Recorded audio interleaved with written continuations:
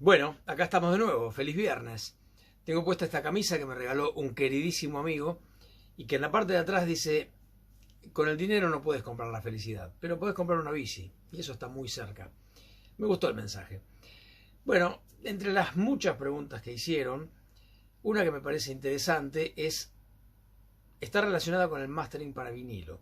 El vinilo es ese formato un poco misterioso que hace 40 o 50 años era lo de todos los días y ahora la gente que empezó a trabajar en la industria hace poco no sabe bien cómo manejarlo, cómo llevarse con el vinilo. Entonces muchas veces las preguntas tienen que ver con loudness, por ejemplo, a qué volumen hay que masterizar para vinilo. Otras veces tienen que ver con cómo deberían estar preparadas las mezclas para que lleguen bien al vinilo. Y por supuesto son un montón de cambios con respecto al streaming, incluso con respecto al CD. Pero bueno, ahí vamos a mencionar dos que puntualmente son dos de las diferencias más importantes. Justamente una es el loudness, ¿sí? O sea, el volumen integrado a lo largo de todo un disco, o en todo caso de toda una canción, a la que deberíamos preparar ese máster para llevarlo a vinilo. Y la otra tiene que ver con la fase, que definitivamente es un problema, o puede serlo, sobre todo si trabajamos con fases, digamos, no totalmente estables, en el rango inferior a 500 Hz. Digamos que hasta 400 o 300 podemos llegar razonablemente, pero ya más abajo de eso se pone bastante crítico. Y si empezamos a hacer, digamos, movimientos extraños con la mezcla, que siempre se pueden hacer, podemos poner el bajo de un lado y la batería del otro, por ejemplo, como experimentación o porque nos gusta estéticamente, nos vamos a encontrar con que eso limita fuertemente la cantidad de material que podemos poner en un disco. ¿Por qué? Porque el surco se vuelve más ancho para poder acomodar esas variaciones importantísimas que van a generar los corrimientos de fase y que van a hacer justamente que la aguja tienda a ir de un lado al otro del surco y por lo tanto con algún riesgo también de desbandarse.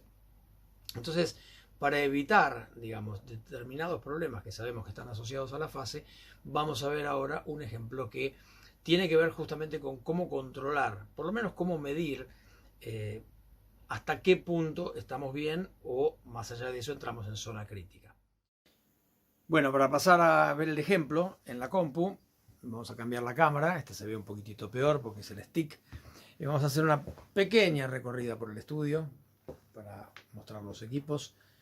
Están los monitores ATC, los grandes y los chicos, ambos activos. El juego chico es para el Surround 5.1 y los grandes son para el estéreo. Después se ve el compresor, el Shadow Hills, compresor de mastering. Después al lado se ve el Waze, el DS2 MK3.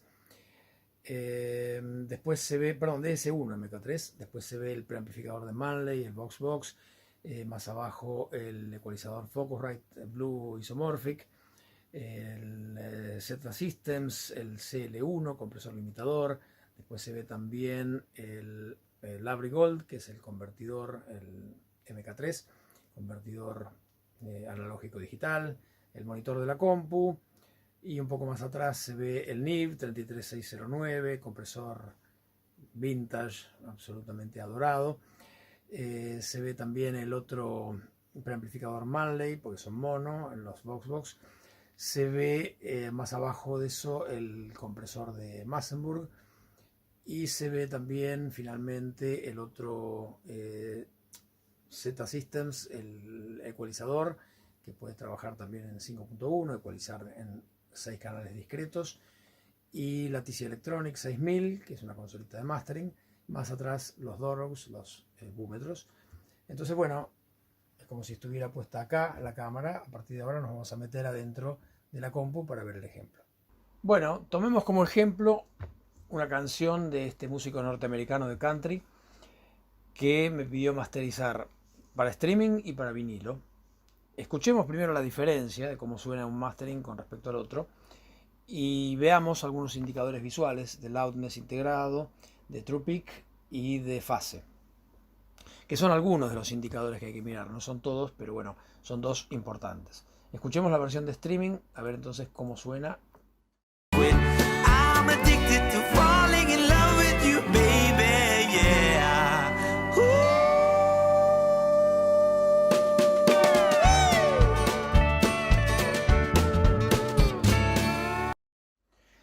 Esto está marcando menos 10 integrado con un true peak de menos 0,5 y está perfecto para lo que necesitamos, es sumamente razonable, así que se podría entregar así perfectamente. Pero escuchemos la versión de vinilo y veamos cuánto mide.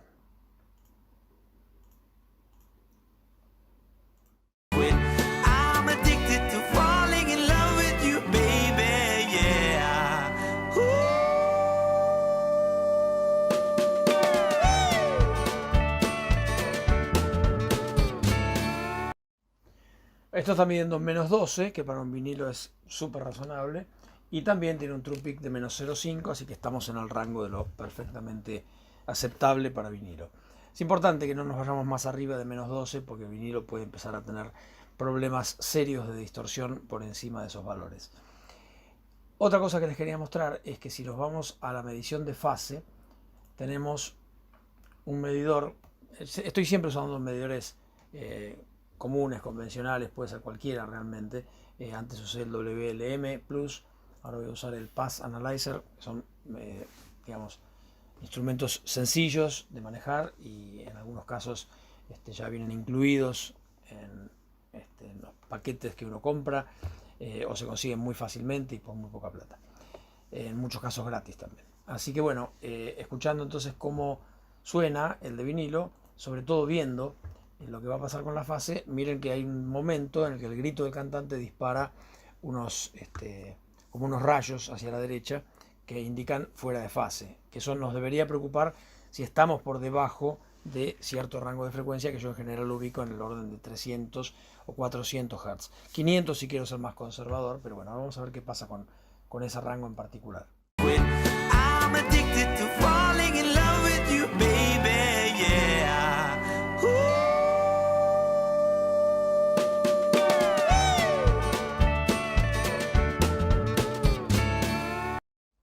Todo eso que pasó a la derecha me está indicando que claramente la fase de ese momento en el grito del cantante realmente no es controlable, no es manejable. No nos preocupa en este caso, insisto, porque estamos hablando de una frecuencia ya muy por encima de nuestro rango crítico, que para un vinilo, insisto, son los graves y medios graves. Pero si queremos estar seguros de que por debajo de los 300 Hz no tenemos ningún problema con eso, podemos empezar a meter filtros, un filtro pasabajos en 300 Hz justamente, para ver que nada de esto afecte, y entonces medimos la fase con este filtro puesto. Va a pasar esto.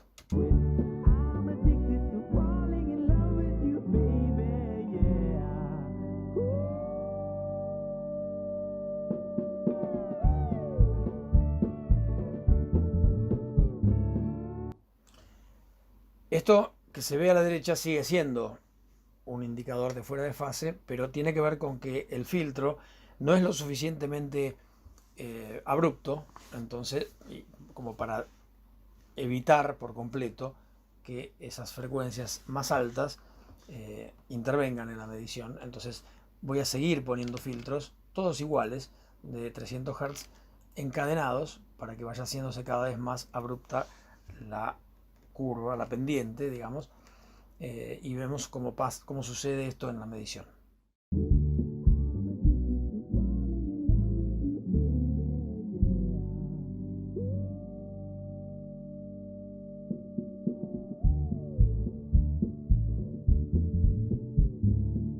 Todavía hay energía en esa medición que podemos considerar fuera de fase.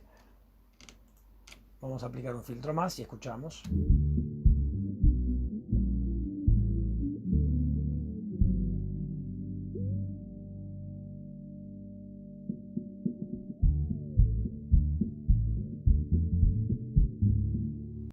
Acá vemos que se estabiliza muchísimo y que la zona que más nos preocupaba está prácticamente enteramente en fase. Vamos a aplicar todavía un filtro más. Insisto, son todos filtros iguales de pasabajos en 300 Hz. Están encadenados como para que cada uno vaya profundizando la pendiente del anterior, digamos, y se hace como más abrupta la bajada, el cierre, el corte de frecuencias, y por lo tanto esto ya no nos va a pasar a partir del cuarto filtro. Esto es nada más que una comprobación de que muchas veces ponemos filtros que dicen que hacen determinadas cosas, pero en la práctica no lo hacen tan exactamente. Entonces ahora escuchamos.